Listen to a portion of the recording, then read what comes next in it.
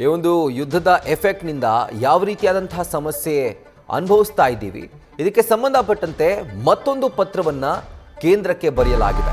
ಆದರೆ ಈ ಪತ್ರವನ್ನು ಬರೆದಿರುವಂಥದ್ದು ಕರ್ನಾಟಕ ರಾಜ್ಯ ಟ್ರಾವೆಲ್ಸ್ ಆಪರೇಟರ್ಸ್ ಅಸೋಸಿಯೇಷನ್.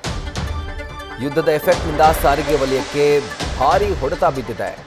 ಸಾರಿಗೆ ವಲಯಕ್ಕೆ ತುರ್ತು ಆರ್ಥಿಕ ಪರಿಹಾರ ನೀಡಬೇಕು ಅಂತ ಹೇಳಿ ಮನವಿಯನ್ನ ಮಾಡಿ ಈ ಪತ್ರವನ್ನು ಬರೆಯಲಾಗಿದೆ.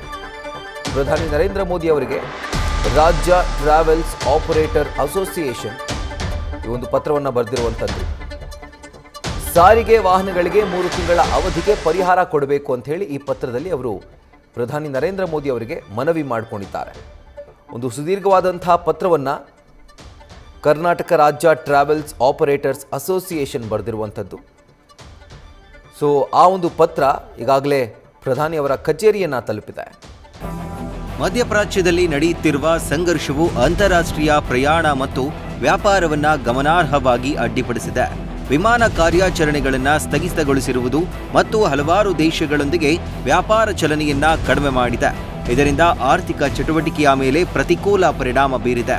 ಪರಿಣಾಮವಾಗಿ ಭಾರತದಲ್ಲಿ ಸಾರಿಗೆ ಮತ್ತು ಪ್ರವಾಸೋದ್ಯಮ ಕ್ಷೇತ್ರಗಳು ಪ್ರಸ್ತುತ ತೀವ್ರ ಆರ್ಥಿಕ ಒತ್ತಡವನ್ನು ಎದುರಿಸುತ್ತಿವೆ. ಈ ಸಂದರ್ಭದಲ್ಲಿ ಎಲ್ಲಾ ಸಾರಿಗೆ ವಾಹನಗಳಿಗೆ ಕನಿಷ್ಠ 3 ತಿಂಗಳ ಅವಧಿಗೆ ಪರಿಹಾರ ನೀಡಲು ಮನವಿ ಮಾಡಿದ್ದೇವೆ. ಬ್ಯಾಂಕ್ ಸಾಲದ ನಿಷೇಧ, ವಾಹನ ಸಾಲಗಳಿಗೆ ಮರುಪಾವತಿ ಅವಧಿಯ ವಿಸ್ತರಣೆ ಮಾಡಬೇಕು. ನೇರ ಮತ್ತು ಪರೋಕ್ಷ ತೆರಿಗೆಗಳನ್ನು ದಂಡವಿಲ್ಲದೆ ಮುಂದೂಡಿಕೆ ಮಾಡುವುದರ ಜೊತೆಗೆ ಕಾರ್ಯಾಚರಣೆಯ ವೆಚ್ಚಗಳನ್ನು ನಿರ್ವಹಿಸಲು ಬಡ್ಡಿರಹಿತ ಕಾರ್ಯನಿರತ ಬಂಡವಾಳಕ್ಕೆ ಬೆಂಬಲ ಕೊಡಬೇಕು. ಇಂಧನ ವಾಹನಗಳಲ್ಲಿ ಹೂಡಿಕೆ ಮಾಡಿದ ವಾಹನ ಮಾಲೀಕರು ಈಗ ಇಂಧನ ಪೂರೈಕೆ ನಿರ್ಬಂಧಗಳಿಂದಾಗಿ ಆರ್ಥಿಕ ತೊಂದರೆಗಳನ್ನು ಎದುರಿಸುತ್ತಿದ್ದಾರೆ. ಆದ್ದರಿಂದ ಪರಿಸರ ಸ್ನೇಹಿ ಇಂಧನವನ್ನು ಅಳವಡಿಸಿಕೊಂಡ ವಾಹನ ಮಾಲೀಕರು ಮತ್ತು ಚಾಲಕರಿಗೆ ನಾವು ವಿಶೇಷ ಆರ್ಥಿಕ ಪ್ರೋತ್ಸಾಹವನ್ನು ಕೋರುತ್ತೇವೆ. ನ್ಯೂಸ್ ಫಸ್ಟ್ ನಿರ್ಭೀತಿಯಿಂದ ನಿಮ್ಮ ಪರವಾಗಿ.